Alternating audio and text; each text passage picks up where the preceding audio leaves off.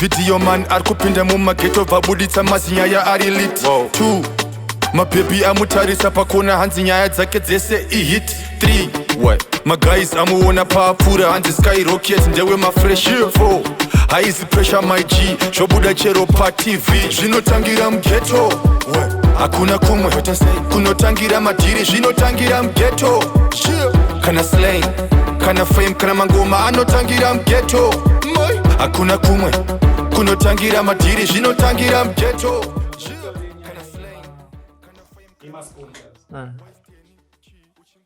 Have you ever come across my sponsors or wherever I want to be? How was your experience like? I think ndakatara zvimbinga kakuru zvikutatara zvemaridhim yevanhu asi ndakatotangereni zvemaridhim yevanhu ndinonge ndini mina timbona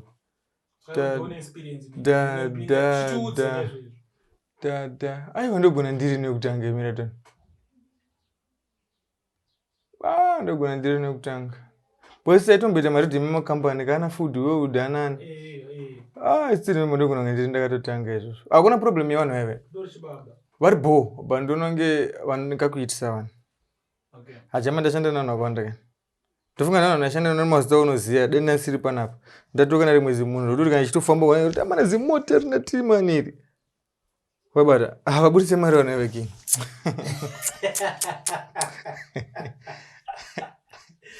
$100 aya chamani $100 pane vavanotozongoti atya kungoti nhingi yongonoendeko koti uzoti mari icho chii ndiye mhiko here chii adzibude mari dzaidza king ndikutaura mari dzaitongobuda ndedzemakambani dzandikutaura nafood udenanotaitira mari boys iri kubuda through kambani vaingonena munotosainirwa okay reti ichi reti yakati yes wotonzi account number yako wokusendera mari ndo mari dzaibuda dzamune mawirana kambani kakudzati wangu tokwanisa $1 inokupa $1 rako wabata ubuda mari iti man ndikuda $50 no problem moita chi mbinga dzibudisa mari ukadzona dziri pakamera dzitenge dzakatokupa kana 2 wire kana 5 wire kana chi baba kuseri kuno adzibudisa indi kutongo iwo right reply yako iri pandiri wakatarisa inini ndati dai mbinga dzese dzamuri kutaura dzaibudisa mari yamuri kufunga dai inini ndisiri panapa motoona ikapaka panze apo dai isiriyo dai ndine zimota roti iwe wega waitotya kutoya panapa in fact wasatoya panapa waitoya somewhere ndisiri kuno but hadzibudise mari ki uri wangu handikunyepesa hazviko ikoko hazviko hakuna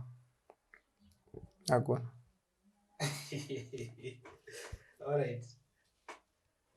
So nyangu basically ngere pakuti vakomana vari kwanisa differentiate umbinga une management kuziva kuti alright uyu ndisponsor uyu ndimanager vanozvinzwisisa here vakomana vafanira vachidikira Zimdance vachikungouyawo I think vanhu vakuzvinzwisisa and I think vanhu chava kungoita chongoti since industry yedu isina mari mbinga dzedu dzisingabudise mari mufana anenge angobhaizo mbinga ingomboka 50 ikako but management anenge achitoziva kuti haisi dhiri rekumanager aneri idhiri rengo ndikangoendawo ndikangobuda bhosi mbinga chadzinoda wakambona muna nemari yazvaanoita ndoona hangu mashoko atinomboendawo kuchinisana kuti mufesi uyo wainaye uyu ane mari uyo waine bhutsi yake itotange $1 zvinhu zvakaoma but atingoenda chimonotengeswa doro ubatswa kana wayo dzoka nechange chichi azobvunza mwe munhu akanozakara kuona kuti uyu atomboudza uyu kuti handa mari yehufu padhini but uyu atomuti stika zvinhu zvakadhakwa but aroramba achingobudisa yedoro saka mbinga zvainoita manje waisingabudise mari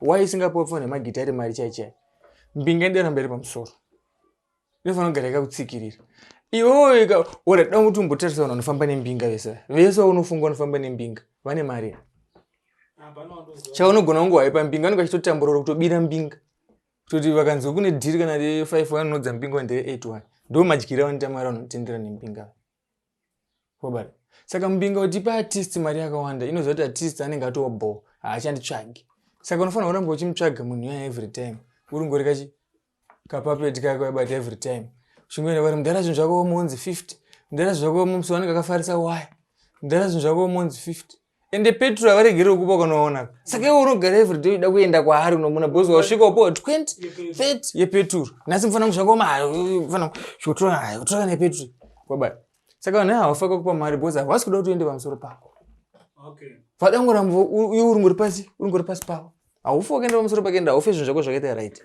because zvakaita right hauchamutsvagi so afunga kuti vanhu team inonzi yakaunganwa nembinga 10 up to now kadai yakabudirira izvezvi abudise mari ndadzokorodza futi mashoko ava abudise mari mudaro.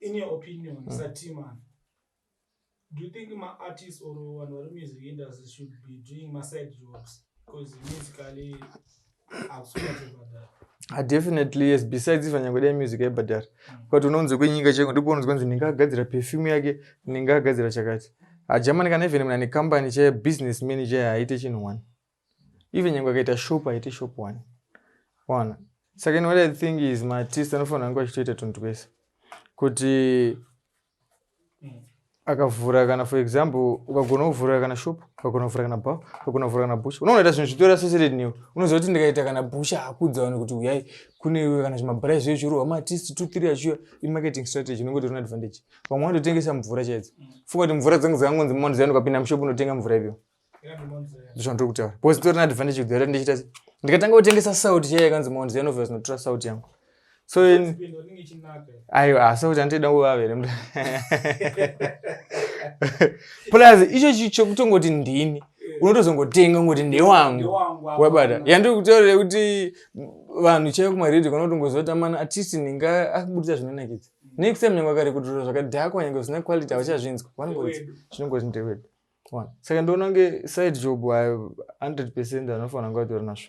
Okay, chichimutaurira about my deals amunoita ndakambogona muchipfekedzwa hembe nefome madhiri anyange akamira sei tichingoonera kure isusu sevanhu vari ordinary makamboona pai panotumirwa tsamba kumba imwe inenge yanzi private and confidential ndo zvafana nemadhiri manje amadhiri contract ringe rakatotaura kuti amubuditse amutauri nezvavo zvinhu zvatakaita sei but chandokwanisa kungokuudza ndekuti madhiri amadhiri akanaka especially kubachelors nekufome madhiri amadhiri akanaka ekuti muchene not yekuti tichene but madhiri akanaka ekuti titorarama futi but it's not about kunopfeka hembe ndobuda it's about inenge toraramiswa tokipa uchadai tichakupawo zvakati nezvakati but titunambokudza kuti machi madhiri aringori private ngoti tinoonera contract ratobvumidzwa kuti vanhu muite so tongoti machena chete machena manaki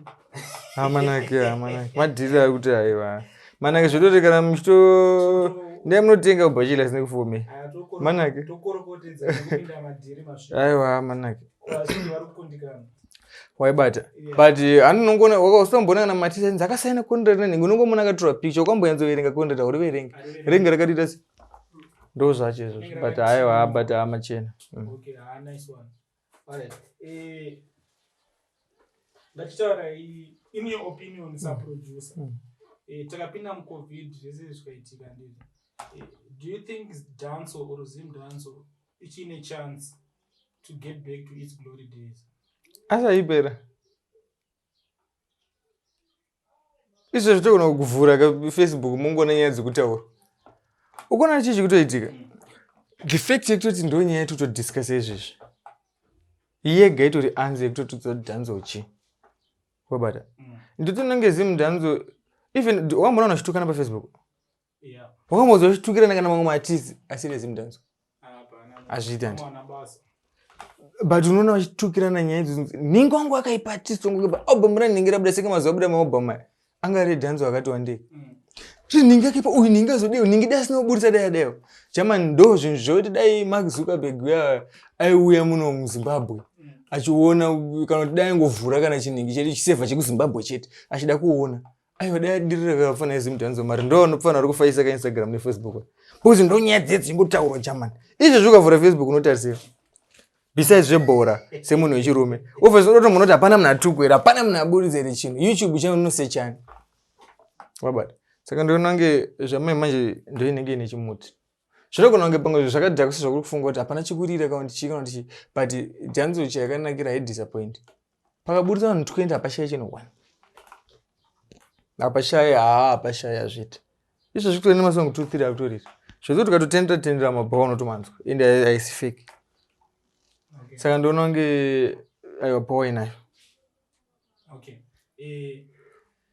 Pane imwe nhau yatatajamba iyo. Nyaya yemadhisi munoiona sei? From the producer's perspective. Inyaya yakanaka yekuti matiza aidhisana. Inyaya yakanaka baba. Music haina kunge yakasainirwa kunzi music inofanira kuimbwa zvakati kachema. Haina mbobvira yakasainirwa kunzi inofanira kuimbwa zvakati. Zvinhu zvinenge zvitonakidza nehawasi kurevesa kazhinji kwada kutaura. Kunonzi kugadzira magitari. Jamaica vanodaro na mamujambotaura veve. Vemaridhimu. Vanotongotukana. Zvino South Africa chaiko handi AKA nayo yandombonedza AKA na Casper. Ndikasper kwati. Vantonetsana but makambonzwa na South Africans aibvunza kuti zvinoita here zviboys unotongoona uchitongonosimbisana kuti wedu ndikasper wedu ndinhingi 105 mnonota madhisi andodiwa pamberi nawa nofambisa mangoma ine ndoimbawa zve. Aiwa ndoimbawa aiwa ngavaiti changoipa chete kuzongoita 2 personal zvekuzosvikira nawo dzimba but madhisi ekungotiwo music dzifambi aiwa handinoone pane chakaipa zvotofambisa mangoma zve. Okay. So munototi madhisi akabatsira kubuilda culture yeZimbabwe. Ndongoti everything chakabatsira kubuilda culture yeZimbabwe. Everything. Madhisi acho zvinhu zvakanaka music dzakaita sei dzine message dzinechi ndofunga kuti everything. Okay. Everything bo zvamai manje nyange usingatoite dhanzo jam unodzima rotozongota panapa ndochinja chacho chichitongotaurika kwese kwaenda. Tinenge kunotombouya vamwe chichibva tinotongona mboshingozwa dhanzo yavo yesimudhanzo. Okay. Ndaro kunakirwa nena. Wow. Zimdancehall stories. Ekuratidza ma true stories. Watu wakadhisa chikwata muvengi wangu. You go die broke. Zvinotangira mughetto. Hakuna kumwe kunotangira madhiri zvinotangira mughetto. Kana slang, kana fame, kana mangoma anotangira mughetto. Hakuna kumwe kunotangira madhiri zvinotangira mughetto. Kana slang, kana fame, kana mangoma. 1 video man arikupinda mumaghetto vabuditsa mazinyaya ari lit. 2 mabhebi amutarisa pakona hanzi nyaya dzake dzese ihit. 3 maguys amuona paapfuura hanzi skyrocket ndewe mafresh. 4 haizi pressure my G zvobuda chero